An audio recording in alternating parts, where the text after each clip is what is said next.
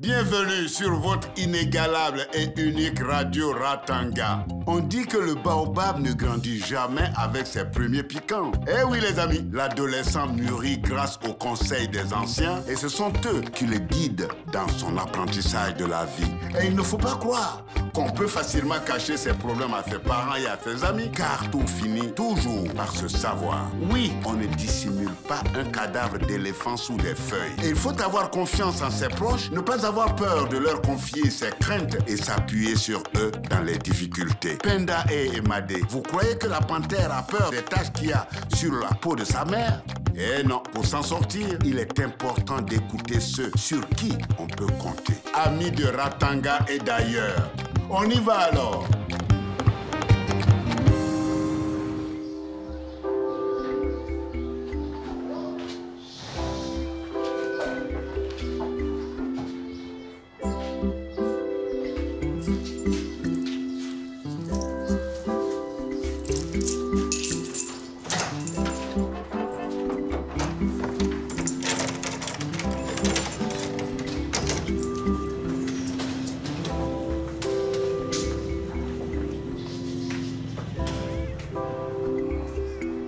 Salut Eddie. Waouh. Penda la belle. Tu t'habitues à ta nouvelle maison? Complètement. Je suis contente de vivre ici. Si tu veux, je peux te faire visiter le centre. C'est un peu chez moi aussi. Je peux te servir le guide. Allons-y. Je voulais voir ma mère justement. Tu as du temps pour faire le guide, toi? On n'est pas dans un musée ici. Il y a des gens qui travaillent. Et tu devrais en faire autant. J'y vais, docteur.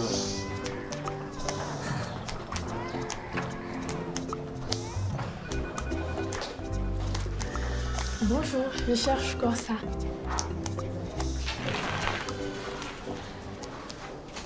Penda, je suis pressée, j'ai une autre consultation là. Mais je voulais juste savoir comment tu vas. Tu rentres très tard hier soir. Je ne t'ai pas vu. Ne t'inquiète pas pour moi, tout va bien, rassure-toi. Tu voulais me dire autre chose? Oui, hier soir, j'ai eu très mal au ventre et c'était pas la première fois. Aïe! Aïe! Doucement. Aïe! Aïe! Aïe! Aïe!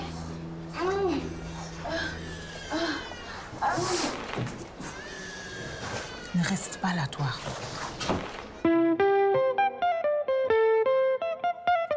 C'est la vie à Ratanga, c'est la vie à Ratanga, c'est la vie à Ratanga, Ratanga, that's life. C'est la vie à Ratanga.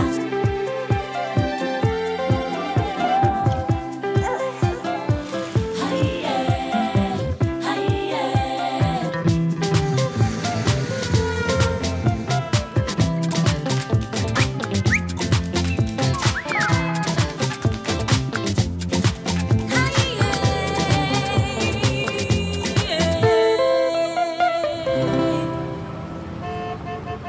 Dis-moi où tu as mal exactement. Ma fille a des douleurs au bas-ventre. Ne vous inquiétez pas, on va bien s'occuper d'elle. C'est comme ça tous les mois. On croit toujours qu'elle va avoir ses règles. Mais ça ne vient pas. Alors qu'elle a déjà 16 ans. C'est peut-être un retard de puberté sans gravité. Elle a de la poitrine. Elle est formée déjà? J'ouvre les lèvres, je vois une fine membrane qui ferme l'orifice vaginal.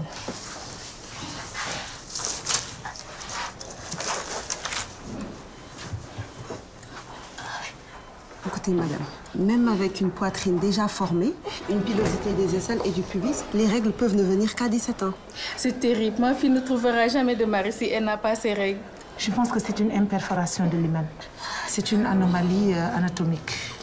Les premières règles restent emprisonnées dans la cavité vaginale et provoquent de fortes douleurs abdominales. C'est un hématocolpos. Il va falloir opérer d'urgence. Oh non! Corsa, ton diagnostic est peut-être un peu prématuré.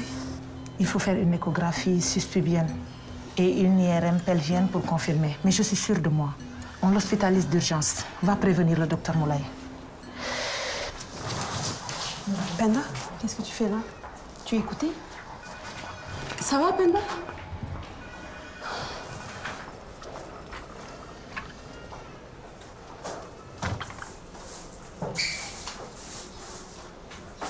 Ça va, ça va?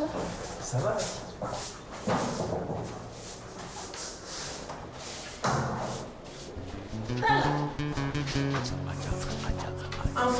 pauvre. Qu'est-ce qui se passe dans ta tête, mon fils? Pourquoi tu ne viens plus à la maison? Maman. Et maman quoi?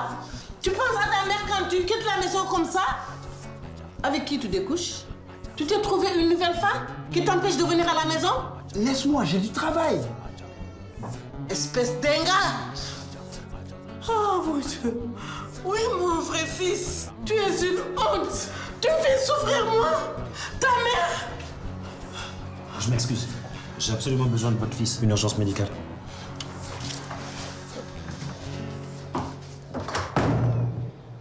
Urgence médicale?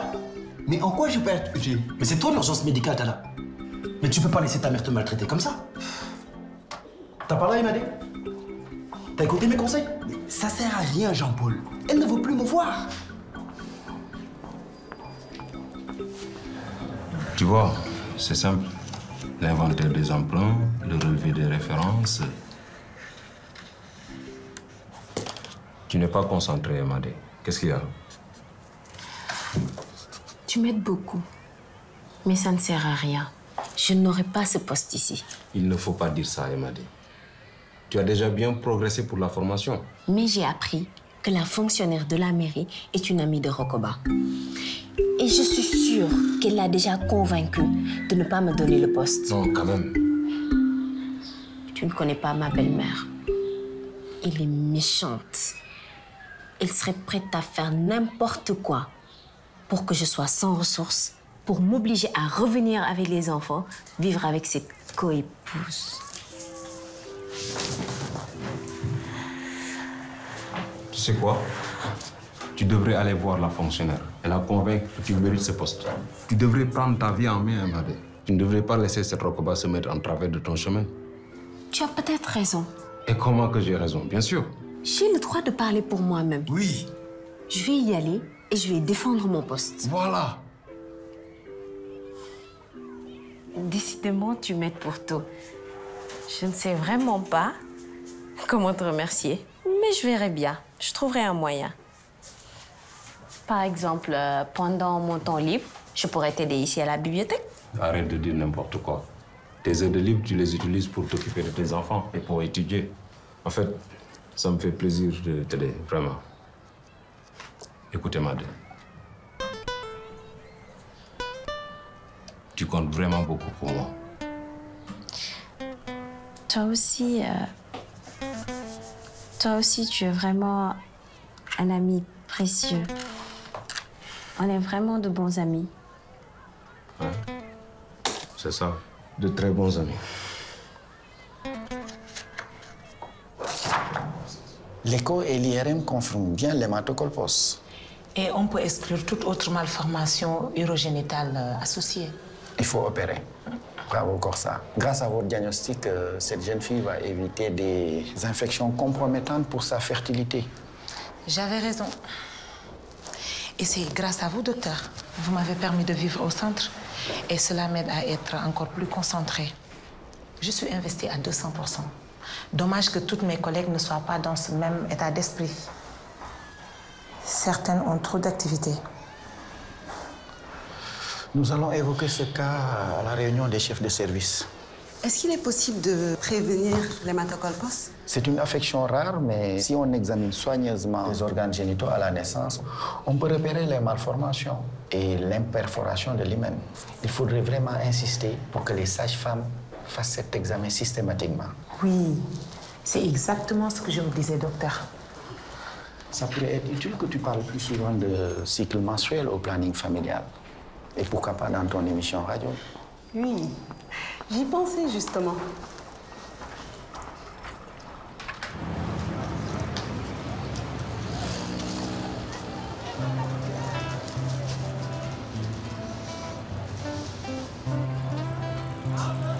Alors? Il va pas bien du tout. Il supporte de moins en moins de ne pas voir les enfants et il croit que Emmanuel ne voudra plus jamais lui parler. C'est vrai qu'elle se braque chaque fois que je prononce le mot Tala. Elle m'inquiète. Elle est sur les nerfs. Elle en fait trop. Elle aurait besoin du soutien de son mari. Tu sais, Tala m'inquiète aussi. Hein. Il s'est mis à boire. Il dort dans un cagibi du centre. Tout ça pour ne pas rentrer chez lui, tu te rends compte? Et Rokoba lui demande des comptes tous les jours. On ne peut pas les laisser comme ça. Il faut faire quelque chose et vite.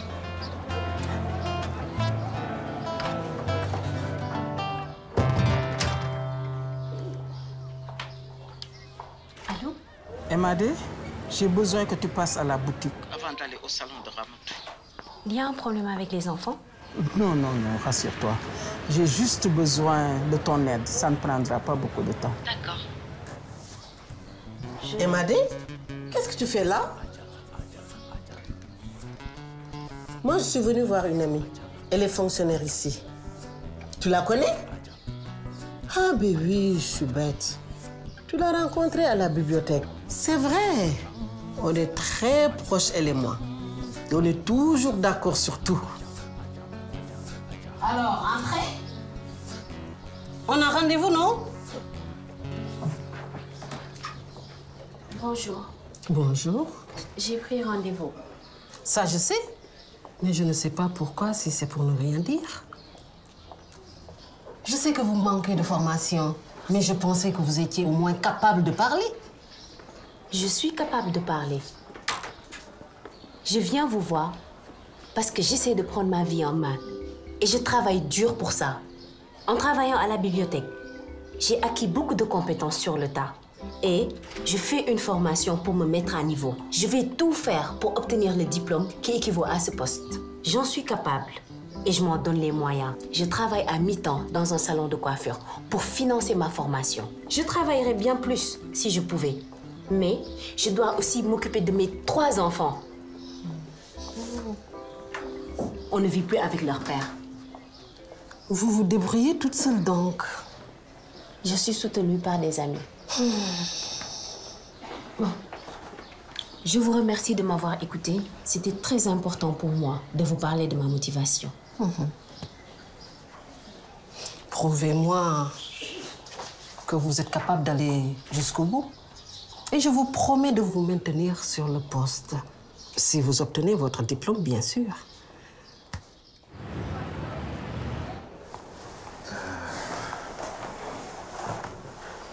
J'ai croisé plusieurs fois Penda aujourd'hui. Elle n'avait pas l'air en forme. Tout va bien?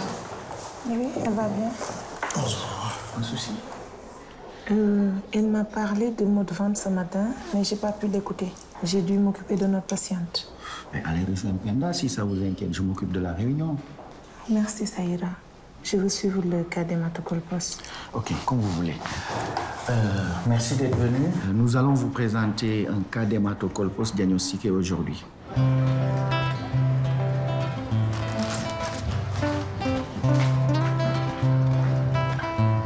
Ah, ma chérie, je suis contente de te voir. Ça va? Viens par là, c'est très important. Mais qu'est-ce qui se passe? Nous sommes là tous les deux parce que la situation est grave. Nous voulons te parler de Talla. Je ne veux plus entendre parler de lui. Il va très mal, Emadé. Tu ne peux pas le laisser s'enfoncer comme ça. Parce que moi, je vais bien. C'est dur pour moi aussi. Justement, tu peux comprendre ce qu'il ressent. Je ne compte pas faire cet effort pour lui alors qu'il ne l'a pas fait pour moi. Excusez-moi, Ramatou m'attend. Emadé, Talla est en danger. Je l'ai surpris en train de boire en cachette et ça a des conséquences. Quand ça ne lui fait plus confiance, il est en train de complètement se laisser aller. Il ne vit même plus chez Rokoba en ce moment, il reste dans un espèce de KGB au centre. Ça, je ne savais pas. Écoute, je sais que c'est difficile, ok? Mais dis-toi, Talla, là où il est, il ne voit même pas les enfants. Vous souffrez tous les deux, les enfants aussi. Abou réclame son papa quand tu n'es pas là. Badiane, j'ai peur que Rokoba fasse pression sur Talla pour qu'il m'enlève les enfants et les ramène chez elle. Ne t'inquiète pas. Talla ne fera jamais ça. Il t'aime et ne veut pas te faire souffrir. Et tu peux me faire confiance. Jamais je ne laisserai Rokoba t'enlever les enfants. Il est juste malheureux de ne pas vous voir, toi et les enfants. C'est d'accord. Il peut venir voir les enfants. Bon, je dois retourner au centre, ok? Je vais annoncer la bonne nouvelle à Talla.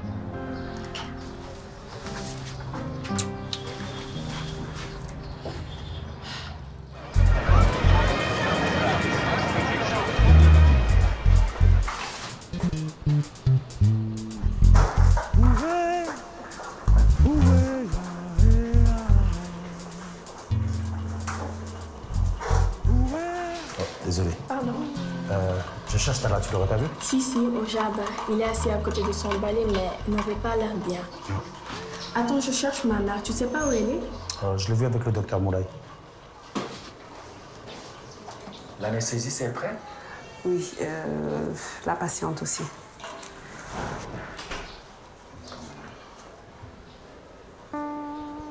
Ah. Penda, ça va? Tu vas opérer là? C'est la jeune fille de ce matin? Oui, mais tes douleurs, tu vas mieux maintenant? Ça va, t'inquiète pas, ça va mieux. Tu es sûre, ma chérie? Oui, vas-y.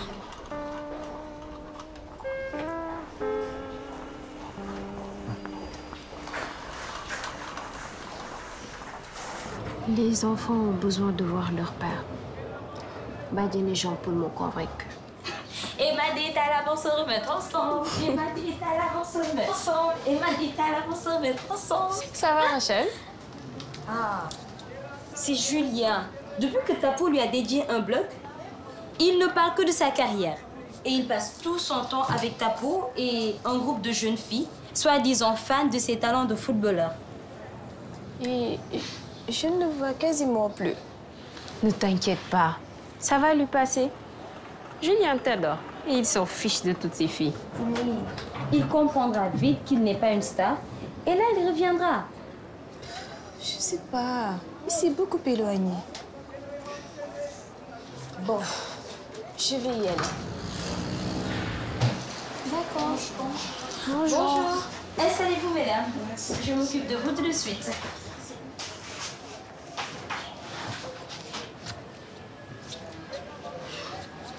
Rachel a des soucis, je crois. Elle refuse de m'en dire plus, mais...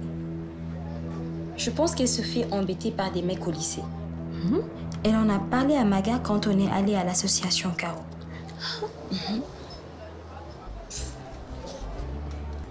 Un shampoing et un soin nourrissant, mesdames. C'est bon, vous avez fini.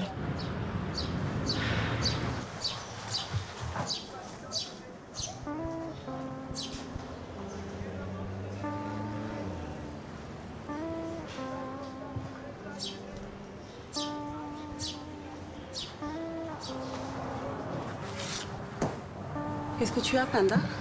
Rien, ça va. Tu peux me dire, hein? Je ne répéterai rien, c'est promis. La jeune fille de tout à l'heure, elle va mourir? Non. C'est parce que tu t'inquiétais pour elle que tu pleurais? Oui, enfin, non. Je veux savoir, qu'est-ce qui te met dans cet état? Tu étais bouleversée tout à l'heure quand je t'ai trouvée à la porte et tu l'es toujours. Tu as écouté toute la consultation? Quelque chose t'a fait peur? Je suis comme cette fille. Il va falloir m'opérer. J'ai 14 ans et j'ai pas encore mes règles. Et j'ai souvent mal au ventre. Tu en as parlé à ta mère? J'ai essayé, mais on n'a pas eu le temps de parler. On n'a jamais le temps, en fait. Je vois. Non, mais c'est normal que maman n'ait pas le temps pour moi. Elle a tellement de soucis avec mon père. Elle a beaucoup de travail. Elle fait tout ce qu'elle peut. Écoute, je pense que tu te fais du souci pour rien. Tu es encore jeune et c'est sûrement un retard de puberté sans gravité. En plus, ça peut être dû au stress. Tu viens de déménager, c'est stressant de changer d'environnement. Aussi, tu t'en fais pour ta mère. Mais je pense que tu devrais essayer de lui parler encore. Parce que c'est important de dire à nos proches ce qu'on a sur le cœur. Et je suis sûre que Corsa saura mieux comment te conseiller. C'est vrai, elle pourrait m'aider. Et c'est tellement de choses.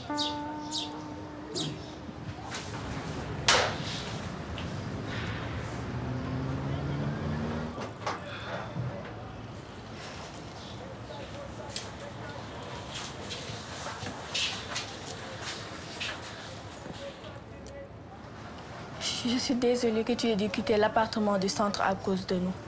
Mais maman m'a dit que tu étais hébergée chez ta famille. Je n'ai pas de famille. Je n'avais que Yaï.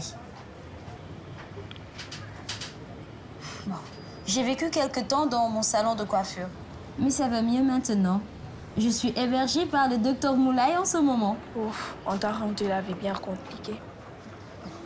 Si je peux me permettre, j'aimerais bien avoir une vie compliquée comme ça, moi. Tu vis chez le beau docteur Moulay, notre rêve à deux. En tout bien, tout honneur, hein? Ah.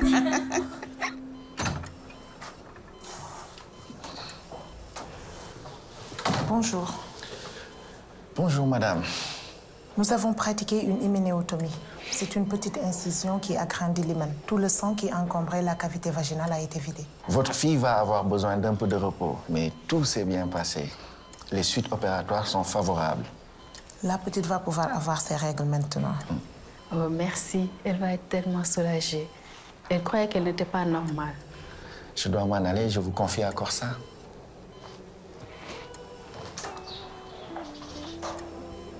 Merci beaucoup de vous être bien occupée de ma fille. Vous avez des enfants?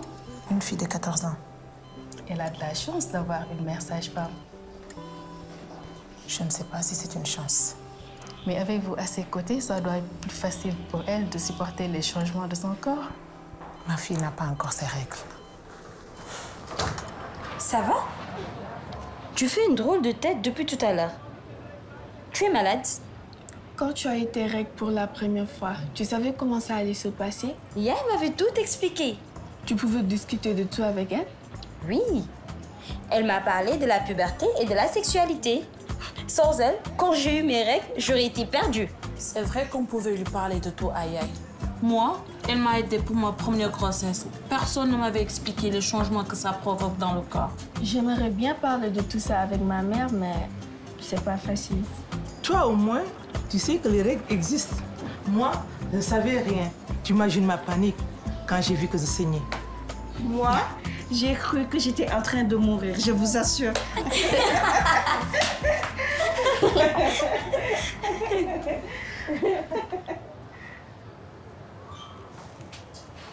Bravo, Ramato. Ton salon est très beau. Je te ferai de la publicité. Alors, ma fille, ça fait longtemps qu'on n'a pas eu un petit moment à nous deux. Hein?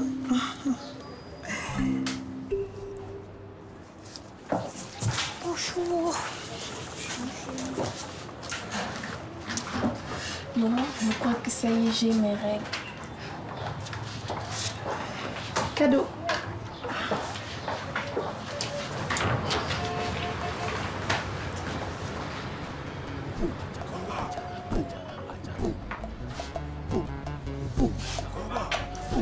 Je veux qu'Emadé coiffe cette fille. Je vais m'en occuper. Non, pas toi. Je veux que ça soit Emadé. Je suis une cliente. Vous devrez faire ce que je demande.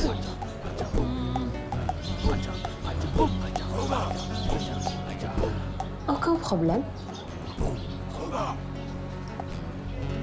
Je vais la coiffer.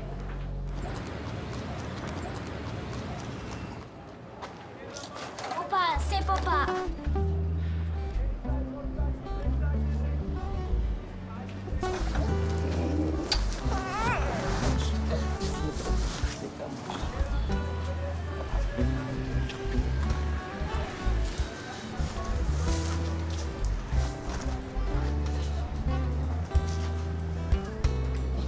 Bonsoir. Bonsoir. Abou, venez avec nous. On va jouer. Tu me donnes la main? Tu prends ta photo? Oui. Alors?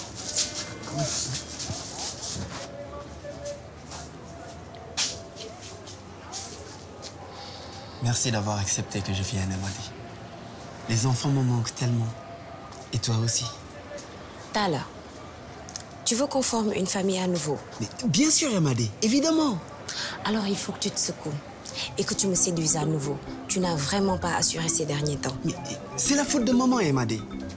C'est elle qui est partie chercher cette coépouse. Arrête de te cacher derrière ta mère. Le problème, c'est que toi, tu ne réagis pas. Mais j'ai réagi. Déjà, je ne vis plus chez elle. Yamadé, je ne veux pas de cette fille. Je ne l'ai jamais touchée. Je veux juste qu'elle s'en aille de chez nous. Mais tu es lâche. Tu ne fais rien pour renvoyer cette fille au village toi-même. Yamadé, c'est maman qui veut la garder coûte que coûte avec nous. Elle a déjà bouffé l'argent de la dot. Ah! De toute manière, tu ne veux pas me croire. Mais ça sert à rien de discuter avec toi. Tala, si tu pars maintenant, je te promets que tu ne nous reverras plus jamais, ni les enfants, ni moi.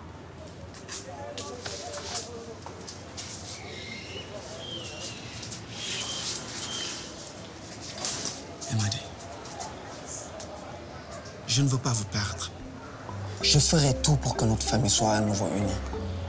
Ça, je te le promets. Quel que soit ce qu'en pense ma mère, je te le promets.